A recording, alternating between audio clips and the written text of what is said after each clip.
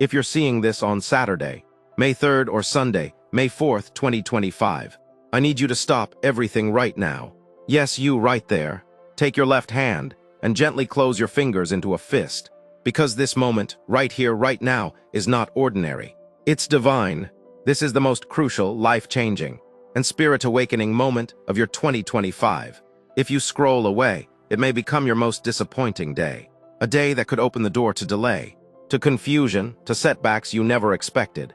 But if you stay, if you watch till the end, if you save this, share it, and cry out with your spirit, it will mark the beginning of restoration, breakthrough, and blessings that will chase you down.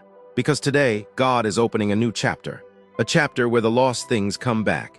Lost finances, lost peace, lost friendships, lost opportunities, job lost everything. But God restored him with double what he had before. Joseph was thrown in a pit and forgotten, but God raised him up to save nations. The prodigal son left with shame, but he returned with a robe, a ring, and a feast prepared. And now God is speaking to you. Joel 2:25 says, I will restore to you the years that the locusts have eaten. The years you cried, the nights you prayed and no one knew. The moments you were rejected, abandoned, overlooked. He saw it all. This isn't just a post. This is your prophetic confirmation. This is your divine wake-up call. Close that left hand and declare, God, I'm ready for my restoration. I'm ready for my joy. I'm ready for love, favor, peace, and provision. I will not miss this day.